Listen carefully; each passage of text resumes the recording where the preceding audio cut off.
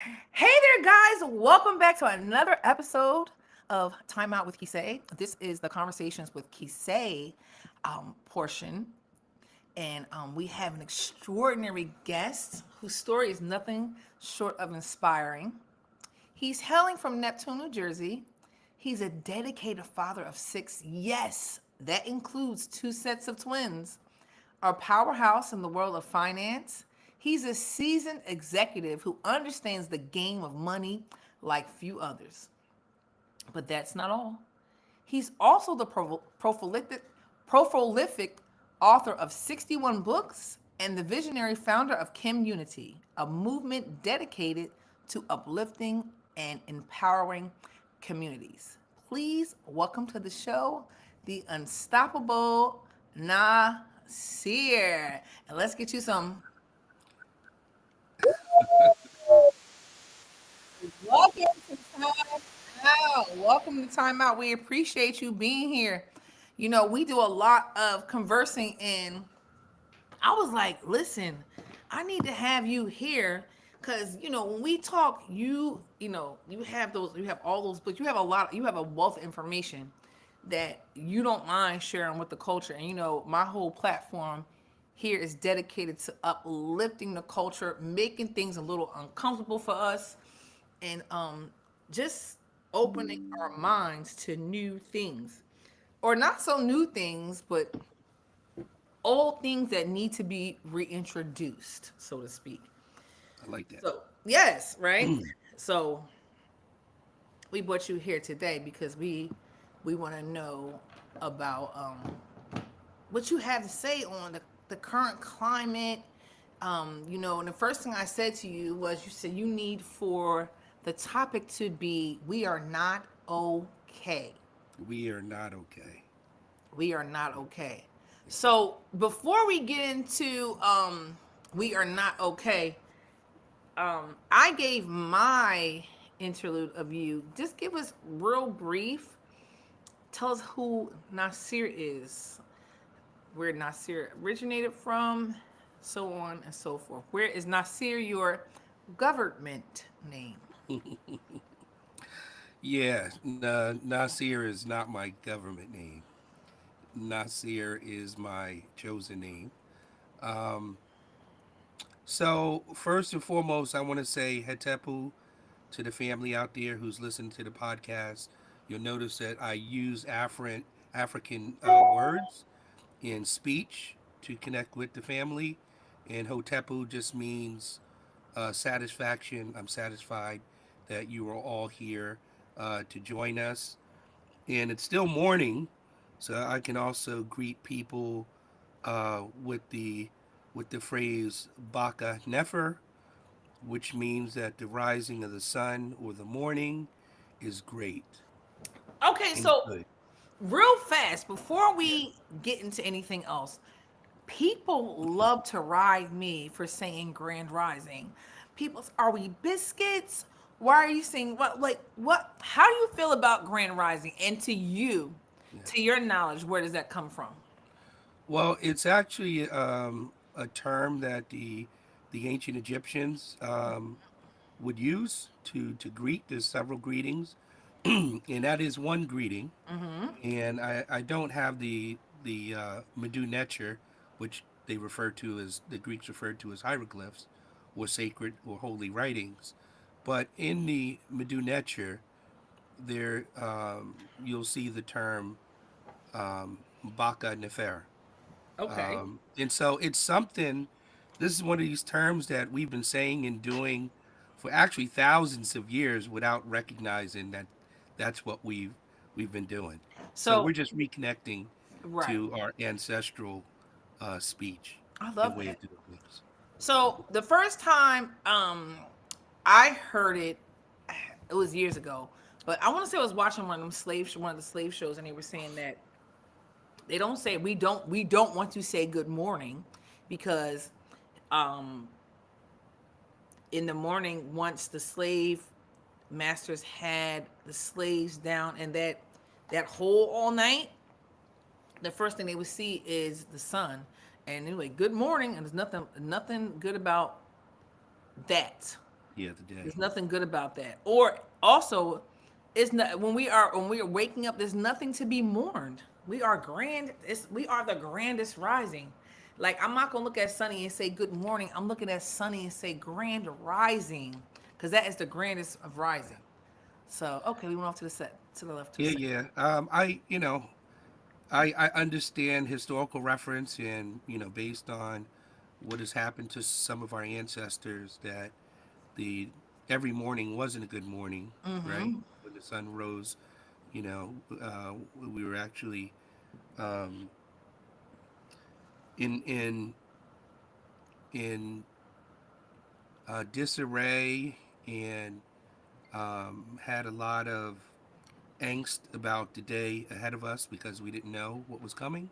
But I just want to go back to the subtitle of today's show, Yeah, go back. which is, you know, um, African people before the transatlantic slave trade and um, pre-colonial Black Africa. That's where I like to focus a lot of my energy and time. Um, and so that's what the focus is on as part of today's discussion with the family. But when we say um, good morning, it's really an affirmation for how we want our morning to be going forward, Yes. right? We have to understand the past, but more importantly, we understand that past with creating and charting a new future going forward. So I will continue to say, Baka Nefer. Touche. And I'll continue to say grand rising. It's what we make of the day, right? Absolutely. I love We're that. going to make it a great day. We are. Absolutely. It's really, and it's all really how what your intention is when you wake up. What is your intention? I talked about intentions earlier. Intentions stay focused on what the goal is, you know? All right, so let's go ahead and hop right into this topic situations, this topic of that we need to talk about. What inspired you to explore and discuss pre-colonial Black Africa before the transatlantic slave trade? Yeah, so thank you, Kisei. So I will say that, in my younger years, I'd say around high school, I graduated from high school back in 89, so 89 Tech 9 to all of y'all out there. Um, Way before but me, I'm playing. when I was in, high school, um,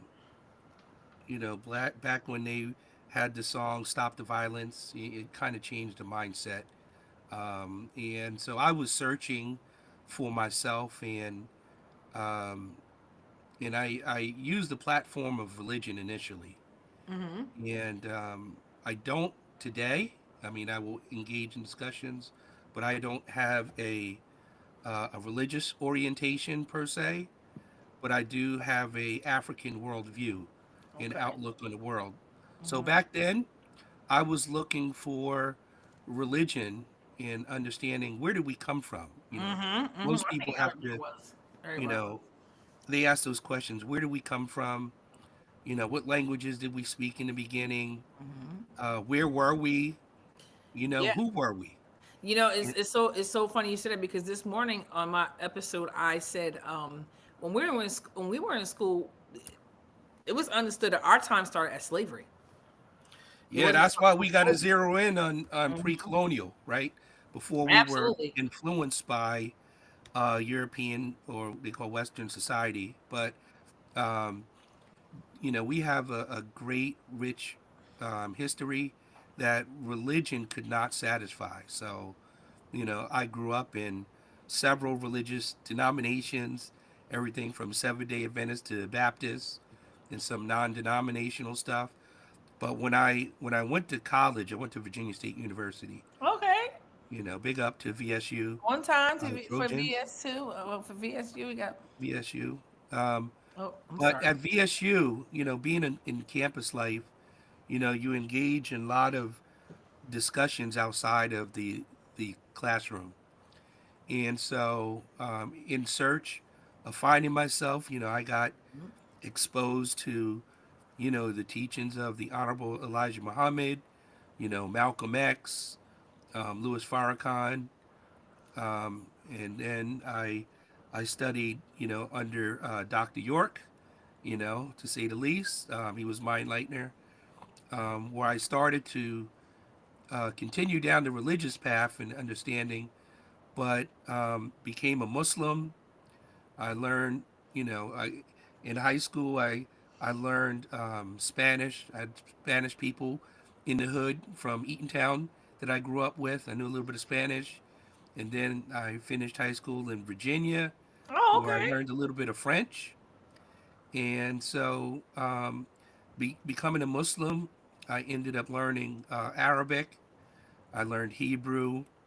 I learned Greek in order to put myself in the mindset of the writers of the scripture. Mm-hmm. Right, wrong, and indifferent. I started to see similarities between what Hebrews were saying and what Muslims were saying. You know, um, Mm-hmm. it's really when you get into it linguistically, Mm. um, you know, Muslims may say salam, but in Hebrew they say shalom, right? And so there's so many words, between the two languages. They're really more dialects of the same origin as Right. opposed to two Yeah. separate, distinct languages. And so from there, um, I went on to continue to start asking questions of religion. Mm-hmm. And, back when I think I was a freshman Mm-hmm. in college, I read the Bible cover to cover while being a security guard Oh, on a wow. movie set. And I started to write down a whole notepad full of questions, from reading, many hours a day. And Mm-hmm. I took them back to mom's minister, and he Your mom's a said, minister? no, my mom's minister, Oh, your mom. Okay. you know, and I would ask him questions, and, he would say things like, well, it's not meant for you to know that. And I'm like, well, why did God put it in the book if he wasn't supposed to Yes. know that? But anyway, it was apparent to me that he had not read the very scripture that he was promoting. And so that was a big turnoff. I continued to orient myself in language to answer fundamental questions. And then at the very end, he say, Mm-hmm. I was one of these folks who were, caught up in extraterrestrials and What do you different mean caught up? planets. You don't think this you don't I think that didn't, they I didn't say that there's not life. Okay. Life is more than likely abundant in the universe. But the way that we have portrayed it is probably not Oh accurate yeah. at all. I And absolutely agree so that they do that so we can stay scared. as soon as I heard stuff like the the aliens and extraterrestrials built the pyramids and were writing the hieroglyphics, I really wanted to know about ancient Egypt. Mm. And I think that um, focusing on ancient Egypt as part of understanding pre-colonial Black Africa is absolutely essential. I just want to clarify for the viewers and listeners, I am not an Egyptomaniac in any way, shape, or form, even though I'm wearing a hoodie of Haru. But um, I you love that. we know that when we look at Western society, Mhm. they orient themselves in the works of the Greeks, in the work of the Romans, who had great civilizations that are not, um, you can't make light of their achievements. No, you're But right. Hmm. they were inspired by a great African civilization. And if I'll say it's one of the greatest civilizations that ever existed, Hmm. which lasted, you're talking about civilization, it lasted about 4,000 years. Is this the So, benign? The benign? No, okay, never mind. Go ahead. That's a whole nother topic. yeah, so So the Europeans and Western civilizations of today Mm-hmm. orient themselves in Greek and Roman uh, uh, classical, I'll call it classical civilization. Mm. However, they were influenced, both of those civilizations, by the Egyptian. We call it the Kemetiu, or some people say Kemetic society. Kemet is the name that the Egyptians called their land, the Black Land. Um, but it's important that us as Africans, Mm-hmm. whether you're South African or you're from Mali or you're from Kenya or you're from Sudan or Nigeria, that one of the things that inspired in what they looked at as a classical civilization was the Egyptian civilization. Mm. And no civilization on the planet has lasted as long as that civilization. And another reason why it is so important is from a literary standpoint, there's more written in the about the Egyptians and their history and how they lived their life by the Egyptians, right? And Mm. so, By the um, Egyptians. yeah, so this is a great show. This is an excellent show today that I'm appearing on because we have to let our people know that we don't have to blacken everything up, right? It is. We have enough culture and enough literary culture where Mhm. we don't have to make up stuff. Well, I don't ever think we make up stuff. I think it's people trying to whitewash everything other than we trying to make everything black. Yeah. Let's Yeah, be well, I clear. mean that's true. I don't Let's want to be keep clear. score because You don't have let to. me just They try and take everything from us. They try to claim everything that we have done. It is written everywhere. yeah, I want to share something with you if you Okay. wouldn't mind, right? Absolutely not. Go right ahead. I just want to share a page from one of my works, right? I'll tee up for the family. So when we talk about, some of the things that um, came from, that part of the world. Let's see. Here we go. Try to hopefully. Uh-oh, Uh it oh. did it again. No, we'll get through it. Don't worry about it. Yeah. Well, We'll now recover we know what the quickly, right? situation is now. So can you see this slide? Yep. I can see it perfectly fine. Okay. All right. So, we have enough achievements where we don't really have to, make up stuff. But, the things that originate, oops, it's trying to get away from me, in this part of the world is agriculture, right? And the cultivation of land, the domestication of animals starts in the Nile Valley. Um, the concept of spirituality itself, and I didn't say religion, but if you want to say religion, fine. But spirituality and consciousness, awareness of yourself relative to the rest of the planet and the rest of the universe. Religion, and when I say religion, I mean the salvation of the soul. We think the Mm-hmm. salvation of the soul is something that starts with Christianity. Mm-hmm. But we have works. You look at the Mm-hmm. judgment scene from ancient Kemet, and you can clearly see that they had rites and rituals Do that you were. have a picture of that? I do. Scene? I will bring it up in just a minute. Okay. Yes. I So, will definitely. guys, if you want to be able to see what he's putting up right now, instead of waiting for me to upload this, you'll have to click on the link. And unfortunately, you will have to go on Facebook to see the link, or Timeout with Kisei and Rodney. You can come on there on YouTube right now. Timeout with Kisei and Rodney. You can watch this in action right now. Give me 1 second. Hey, give me 1 second. Okay. Hold So on. I'll continue while You you go ahead, go. guys. I'm gonna go ahead and step out for a second and handle some business. Okay. All right. And just let me know when you're back. All right. Okay. So one of the other things is the concept of mathematics, whether it's counting, or different forms of arithmetic. I like to play, wordplay, mathematics.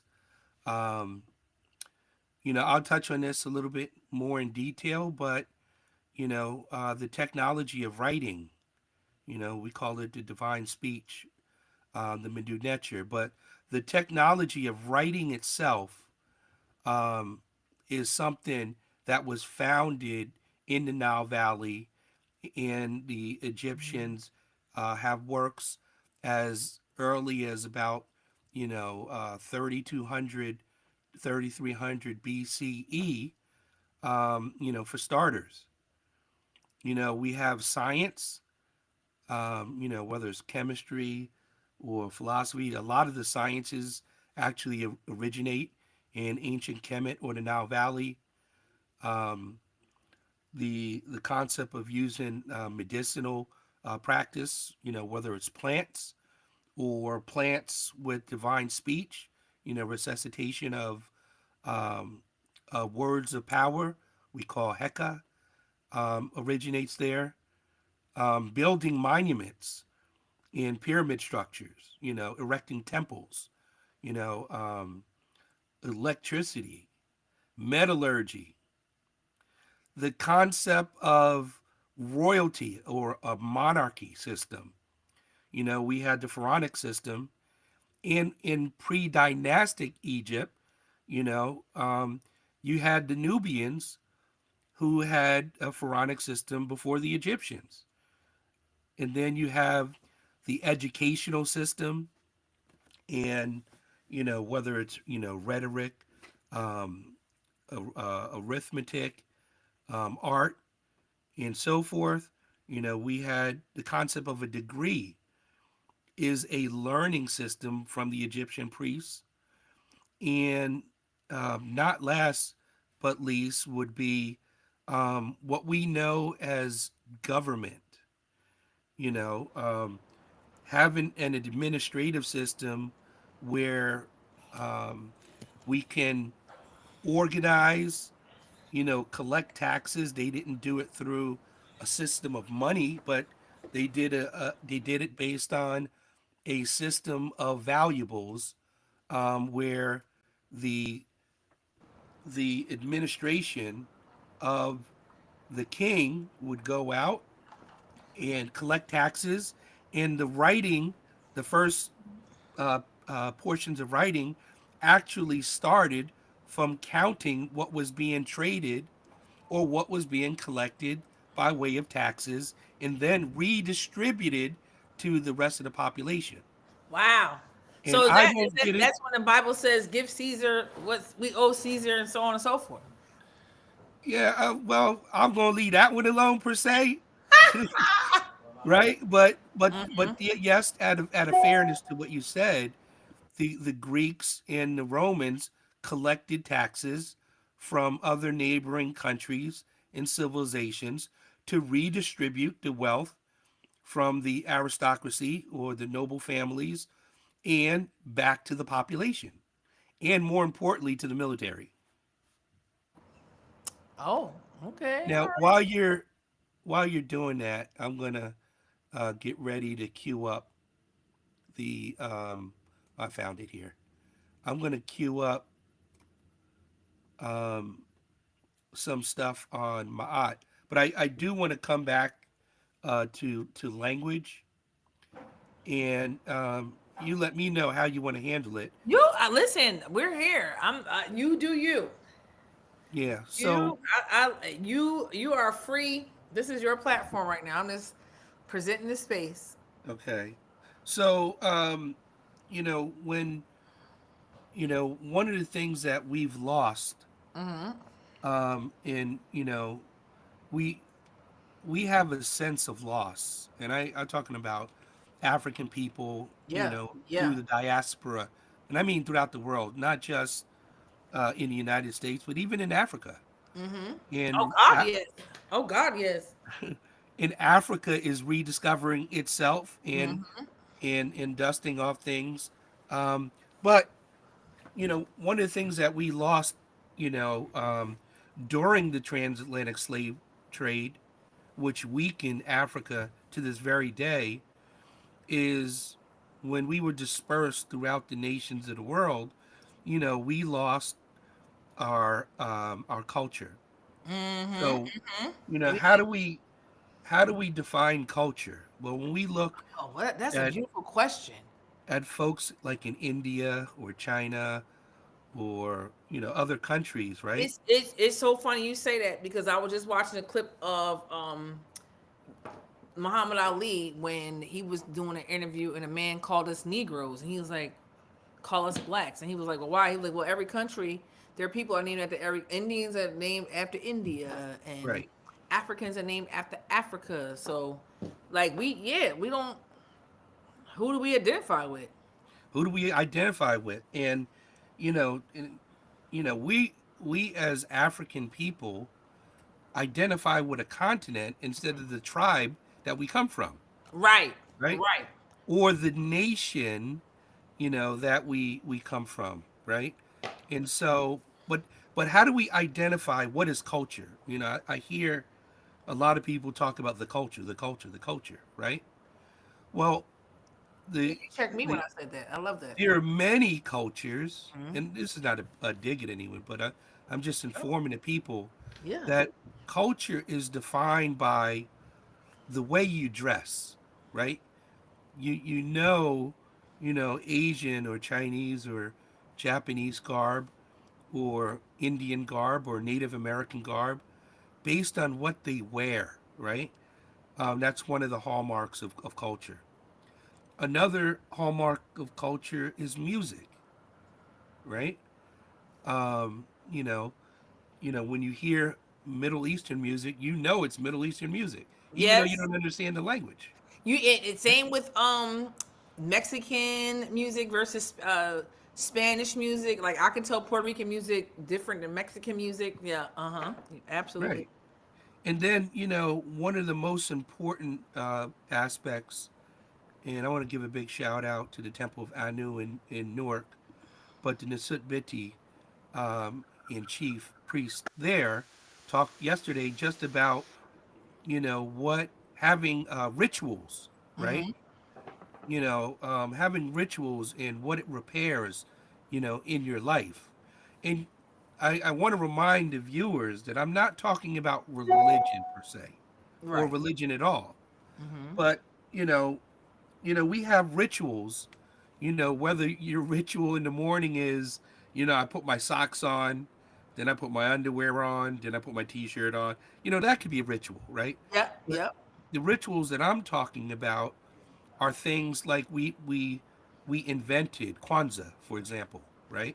Mm-hmm. That is a ritual that is based on the gathering of the first fruits of harvest, right? Right. But we had rituals or celebrations or particular ways of doing things as a reminder of things, and just practicing these things over and over would give us um, some sense of ease and comfort. But it's one of the things that distinguishes one group of individuals versus another group of individuals, which are, different types of culture. And even in Africa, there are many different types of cultures, right? Yes. Many, many, And many, many. Nile Valley cultures are often different than some of the West Africans or South African or North African cultures. But I want to get to the most important aspect of culture.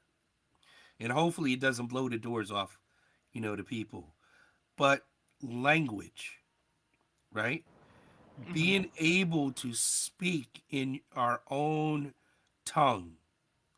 It could be our ancestral tongue, native tongue, or tongue that we make up or repair, um, so that we can communicate with one another. But the important thing about language is that the actual culture of the language is embedded. I mean, the actual culture is embedded in the language. And I'll give you an example, right? Oh, please do. So everybody likes the term to call, our women queen, right? But in ancient Egypt, they would refer to the wife of the king as the waret. I mean, the hemet, excuse me, the hemet nasut waret. Hemet means wife, right? Nasut means royal, right? And waret means great or mighty. So when we referred to the wife of the king, not the queen, I don't use the term queen, we referred her to her as the great royal wife. But this is where it touches culture. The sign glyph or symbol that they used for wife was the symbol of a well of water. Now think of how deep that is. You got to really get into it, right? Yeah. The symbol for the wife is the well of water. So I asked you, Kisei, and I asked the viewers, how valuable would a deep well of water be in a desert culture? Oh, hunting. Very, very, very, very needing and plentiful. I mean, not we would it would be plentiful to the culture. But you couldn't survive without. So what you're saying, Absolutely. We are ones that keep the lights on. right? So the great royal wife represents life itself, right? And so you would never get the meaning of how valuable the the wife is by just calling her queen, right? Because we don't understand these terms that we use. It's And really part of the culture. yeah, and this is why the language of a people is so important, because you don't get it in translation. You actually have to speak languages like the Medu Necher, which is considered a dead language today. It just means that it's not spoken, right? It's not spoken today. But guess what? Did you know that Hebrew was a dead language? Oh, really? Absolutely, absolutely. And Oh, it wow. No, wasn't. I didn't know that because I mean, I've always heard Hebrew. But Yeah, we could have a whole separate show on that. But it was a dead language. It wasn't spoken anymore. And the Hebrew or Jewish people got together and said, "Well, these are the out. This is the alphabet. We're going to align and agree on the sound of the alphabet, and going forward, we're going to start to use these words in our household again, right? Which is a beautiful thing, a right? beautiful thing. So A beautiful something thing. that has, I'll say, sunsetted. I won't say died. Sunsetted can be resurrected, which is an ancient Egyptian construct. Whatever sets can rise. Amen. Wait, I think I need a little bit of cheering. I need a little bit of cheering, a little bit of clapping. I think. Yeah, but writing is, one of those, it's a technology. Go ahead. I was clapping. Oh, I didn't hear it. But You anyway, did? no, I did not hear it. Not like last night. Oh. Um, Well, we're actually live now, so you probably that's why you need your headphones. oh, okay. That's okay. But, so going back to writing, again, with the Medu Neter, when you look at the Medu Neter, the words mean divine speech. But if you look at the glyphs, the symbols that they use to convey divine speech, is one of the symbols that they use is a walking stick. Oh wow. So who uses a walking stick in society? Older people. The elders, Yep. right? So it's not just the speech is speech. This is wise speech, right? This is wise speech that comes from the divine. And when we talk about technology, we talk about the greatest inventions of humans, you know, writing is arguably one of the most important outside of Mm-hmm. making fire, right? And knowing how to clean water and stuff like that. But communication, speech that is memorialized through a set of symbols to convey ideas. So if I wrote something on a piece of paper and I told Mm-hmm. someone to run, you know, 1,000 miles through a number of villages, right, and give the Mm-hmm. message to the king, right, the king could would know what I was thinking or trying to tell them through writing. Right. And now we use cell phones to help, you know, communicate ideas of thought, and we use social media. But the you know, the oldest form of doing that communication was writing. True. And I didn't put it up on the slide, but the one of the greatest gifts that Africa has given to the world is even the gift of speech. I love that. And I we can just do a feel like whole thing on that. But I feel like speech. it all starts with us. Yeah, and that's okay. That's okay. We can't wallow in it, but we do have to recognize it. Listen, And I have so no problem recognizing it. It's not us that's the problem. No, I don't even think we have a problem recognizing it. I just think that we don't even know. Like again, if we're not even willing to find out where we come from, because like I said, if you leave it to the school, I thought our history started with slavery until yeah, I learned better. and I know like one of My the parents weren't like that. My parents were not. They were love and happiness and kumbaya. They were not going to talk about anything that was going to ruffle feathers and make stuff mean. yeah, no, but we just have to, this is just history, right? You know, there's no hate. You know, I don't hate anybody, right? No, but Unless when you've I done learned something to me about personally. But when I learned when I learned about the history of black people, it was all Jim Crow. That was all hate. it was hate. Um, it created a system of disadvantages for us, right? But I mean, But as a kid, finding out as a about kid, yeah, yeah, but I didn't know about disadvantages. The only thing that I took from the Jim Crow situation was white people did not like black people, and I was yeah, very confused coming from a house where it was a melting pot of every kind of race. So I was yeah, very confused. That's what I'm saying. Like, you know, it starts from home. It starts here. We gotta let our people know. We gotta let our children know. yeah. We are not slaves, and we're, you know, I even say we're not even descendants of slaves, right? No, We we're are not. No, descendants that's of not. You're absolutely right. we are descendants of people who were stolen and enslaved and Ah, meant to work for free to build a wealth class hold in on. this country I gotta clap for that. based on We free are labor, descendants of people who were stolen. stolen Remember that. and made to work for free. Did you see that post I made about I want to share this real fast here. I like to do this.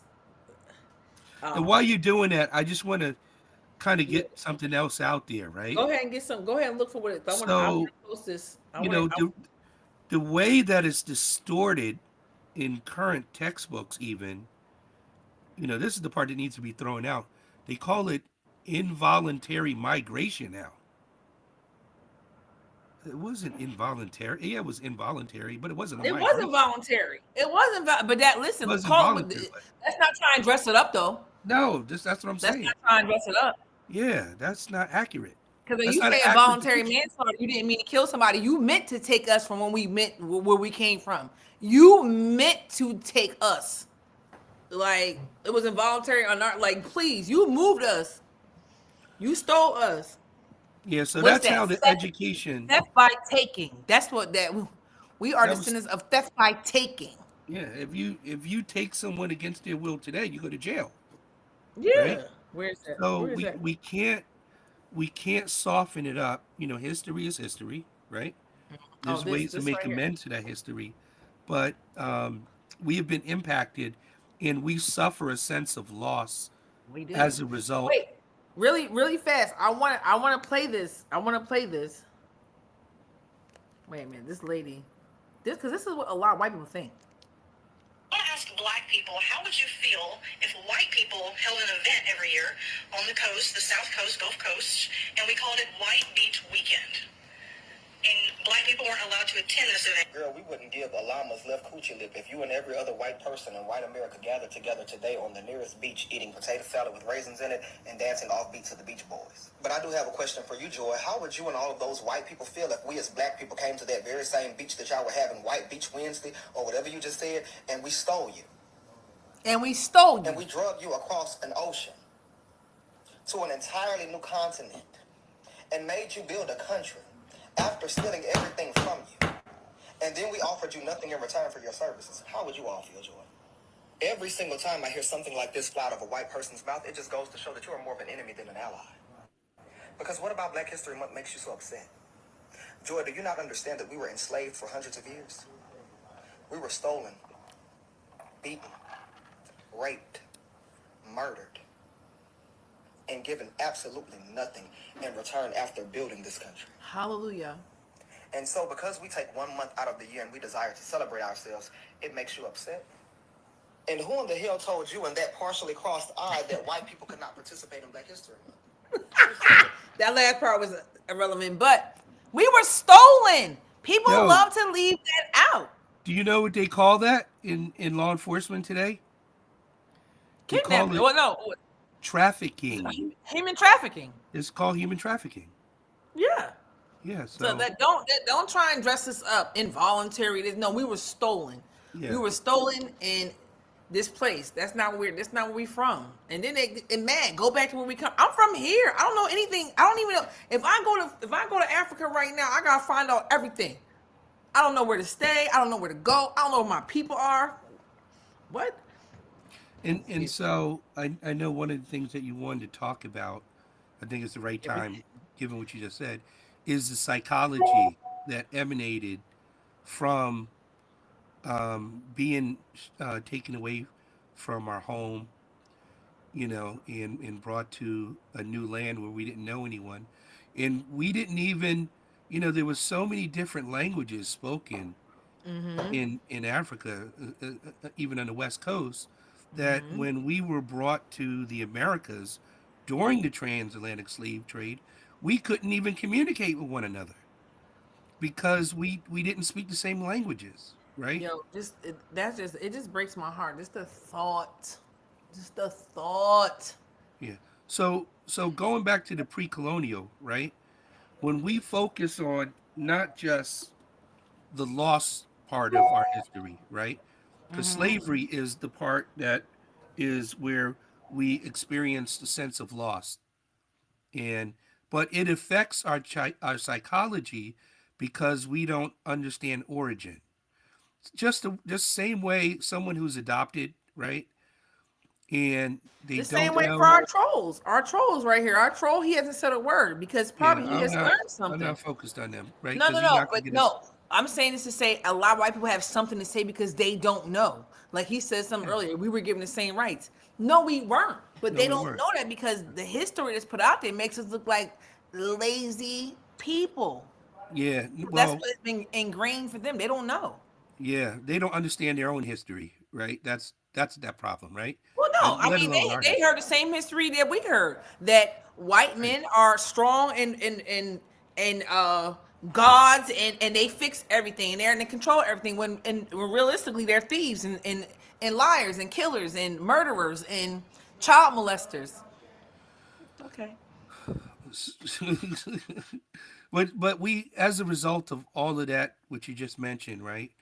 We experience a sense of loss, just like a child would, that is taken from his parents. And Absolutely. um, a child who even grows up to an adult or someone in their senior years, if you were never fortunate to meet your mother and know who your mother and father were, you're going to experience a sense of loss and not belonging, right? And Oh my so God. Amen.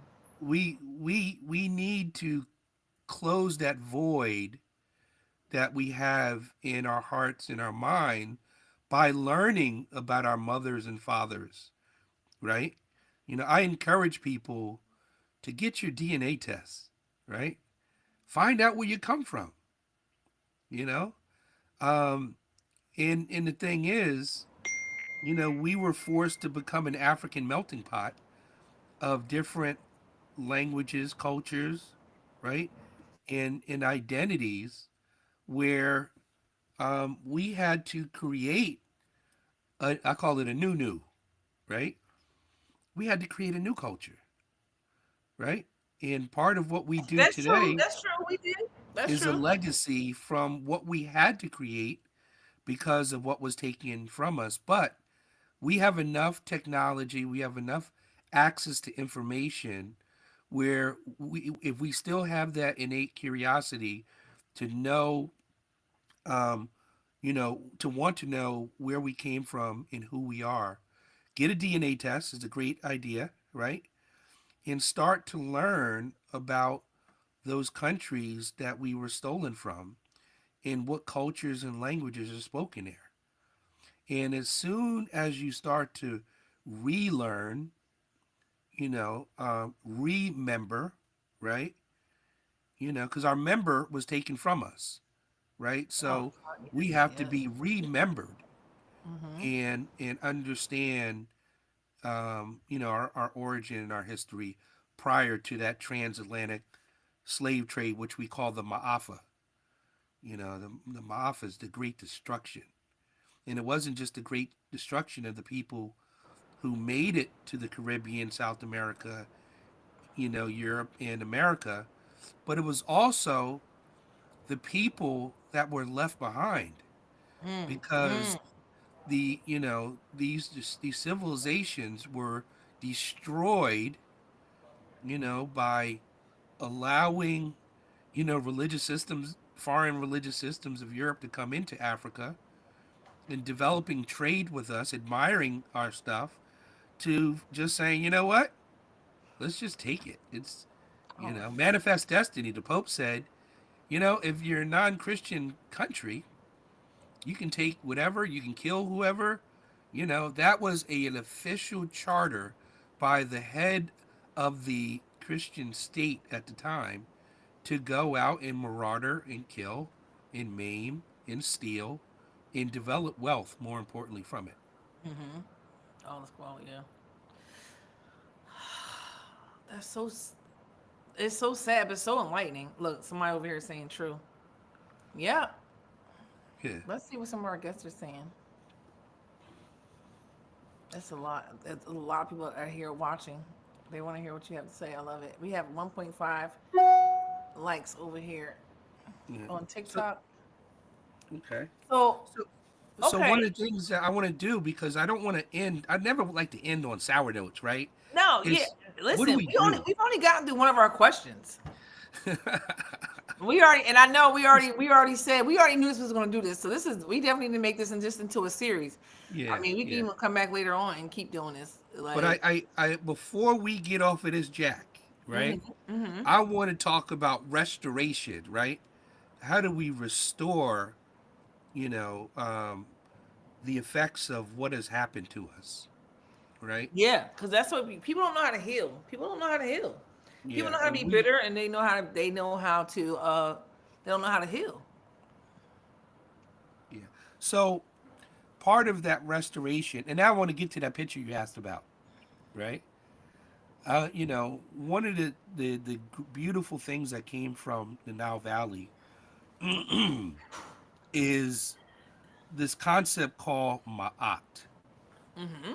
You know, I don't know if the viewers can put a one in the chat if you're familiar or if you've heard the system of Ma'at, Has right? anybody on either one of the platforms heard of Mahat? Ma'at. Mahat, Mahat, right? No, Maat. Maat. Yeah, I'm going to put it up for you to help. Okay, just give me a second here. We're going to No, tee we it don't up. have anybody. Nobody's saying anything just yet. Yeah, this is so This. so. Oh, I got to hit this button, right? Share. I'm going to hit share this for you, keep saying. Who said? Okay, let's do this. So while you're doing that, I just want to kind of get. All right. Can you see my screen? I can do speak, be my. Right. You know. So, I would say do, right? Is it it's an act it's an action word, right? Um but in addition to doing ma'at, speak ma'at. People need to know what ma'at is, Right. right? And you know how we say, in the movie Malcolm X, I am Malcolm X, right? We used to use terms like Anejedak, Ma'at, or Nukpu Ma'at. Nukpu means I am Ma'at, or I am, Nukpu Heru, I am Heru. But we would personify in ourselves, our divinities of nature, right? And Ma'at is represented as a woman with wings and a ostrich feather upon her head. You can see that? I can see that. Yes. Right. And I want you to take notice of something, right? She's holding in her hand an ostrich feather, right? So I want the viewers to remember this part. Remember this ostrich feather and remember this jar, right? This comes from the ritual called the weighing of the heart. And I'll come back to that in a second. But did how do we describe angels in the Abrahamic religions? How do we how do we talk about what they look like? What do they always have? They always have them looking white. No, but outside of that, I'm trying to give you a hint right here. They have wings, right? I can't see you, so you're gonna have to I'm give me. sorry. I was trying to. Yeah, but they have wings. So um, the African deities, oftentimes had wings, like Het Heru, the divine cow, or um, Aset, you know, divine mother, right? Okay. They in Ma'at, they had wings, but the Christians or the progenitors of Christianity took this concept, with them into their religious doctrine. And you know how we say sometimes you talked about healing, right? Yes. We come with Ma'at and you know um, African spirituality comes with healing in its wings as part of the restorative process. Mm. Right, here's another depiction of Ma'at, right? But from a linguistic perspective, and I've got this from Brother Asar Imhotep. Big shout out to Brother Asar Imhotep. One If time. you are interested, he's someone I learned from.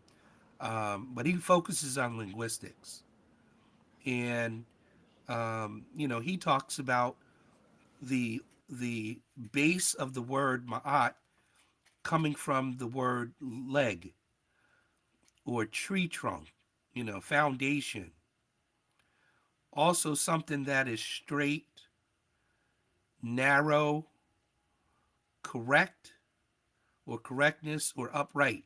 And me and you were joking last night that let's say you're cutting up, right, and your grandmother walks into the room, and you know how we just straighten up, we're looking around, but that sense of being upright, a lot of times in righteousness or the speak of righteousness, we talk about a person's character being upright. But ma'at was something that was a foundation for how one was to go about living life. And it Okay. and it's the reason, it's one of the many reasons why the Egyptian civilization lasted for 4,000 years, right? Right. And so some of the principles, because this is really where it comes down to. I apologize if this is a little bit difficult to read, but some of the principles of Ma'at is truth, right? to be honest in your dealings with people. Be straight or true. Right. A lot of times, like if you're a carpenter Mm-hmm. and you say that my my cut is true, Mm-hmm. it means it's straight, right? It Mm-hmm. doesn't have a flaw in it, right? One of the other principles is order. And order means putting things in a proper place. Right. Mm-hmm. You need to order. You need to Avoiding order for proper. Yeah. Mm-hmm. avoiding chaos and doing things the right way, not the wrong way, Mm-hmm. right? And what happens when you don't have order, right? You need what we call a justice system or justice, Right. right? And this is really to bring disorder back into order, you know? If you harm someone in our society, right? You've committed a crime, and we have a law enforcement system that says you broke a law, right? And then we have a justice system that prosecutes Mm. and gives you a penalty, or um, For breaking the law. they reckon they reckon you know how you need to be admonished or dealt with based on Mm. breaking a rule or law, right? And be fair in your dealings. Right. That's also justice. Mm-hmm. um, One of the other principles is righteousness. My dad used to say, just do the right thing, right? Just do the right thing for Just real. do Be what's right. be true. That's it. It's so much easier. It makes it easier later on. Right. And Mm-hmm. then this one is probably one of the most powerful ones, principles, is reciprocity. And reciprocity means to treat others the way you want to be treated, Treat it. right? I It love. doesn't mean, Mm-hmm. just to be clear, it does not mean I'm going to treat you the way you treated me. No. No, it's the opposite, Absolutely right? not. And Absolutely imagine not. that, Because Kisei. you can't do. Sometimes you just can't match certain energies, and I'm not matching your petty energy. I'm going to put Right. out there how I want you to treat me. That's it. Yeah, we have to be an example, right? Absolutely. So imagine how much foolishness would be eliminated if everyone treated everyone else the way they want to be treated, Mm-hmm. Mm-hmm. right? That's true. That's true. Right? And then That's true. then then you actually, if you practice those five principles, you actually inherit the last two.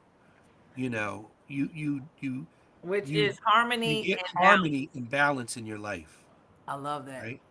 I love that. You're on the same page of wavelength, right? Mm-hmm. You don't Vibrating overdo that things. frequency. Vibrating that frequency. Vibrating high. Mm-hmm. I love that. So wait a So minute. So go ahead. I want to go ahead and pause on that note, just because it's a lot going on over here, and Do we we are have disorder over there? yeah, we have disorder over here, so I have to go. Unbalance? Yes, so I had to go bring Dis- it back, and we're right at an Disharmony? hour. But I want to come back later on. I want to come back. What I want to do is chop this up, make some magic notes of this, put it out there for people to see, and then come back later on and talk to us this evening. You want to come back like for happy hour? Yeah, as long as I'm not too happy. Um, So what time is a good time? I want to come back? 'Cause I'm going to make a whole event. So what? We're about six, 7 tonight. I want to make a whole event and invite people. well, you can. Yeah, I can. I'm doing it from You Facebook. can. Yeah. So tell me what's good, and then I'm gonna make that, and then I'll let the people know here too. What time is gonna be good for you? Cause listen, guys, we can do this all day. I mean, I'm I at can definitely do this all day. all right. So how about I go handle what I got going on? I'm gonna make the event, and we're gonna come back. You Okay. actually, you don't even have to leave. You can stay here for a second, Nas. I'm I, gonna I end can it. say. You can stay. I'm gonna end it. I'm gonna end things here. All I'm gonna right. stop this. So guys. I just wanted to let you know, because you Uh-huh. challenged me, right? That you asked me for the picture, right? Oh, well, we're gonna come back to that though. I Okay, want you. so This we'll is where come we're back gonna to pause. this. This is Okay. where we're gonna restart right here, right now. Excellent. Right now, guys. So also, because I want to share, I want to go ahead and share the link on TikTok and on Instagram, so you guys can come over here and can see what his visuals are doing. Because I hate that you can't see it in the moment.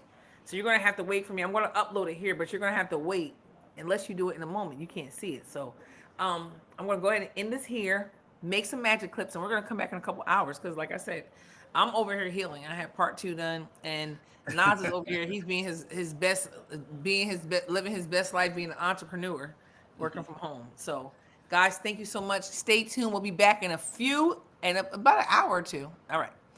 So we're gonna stop this. All right, guys. Thank you, Instagram. We'll see you. We'll be back in a couple hours. All right.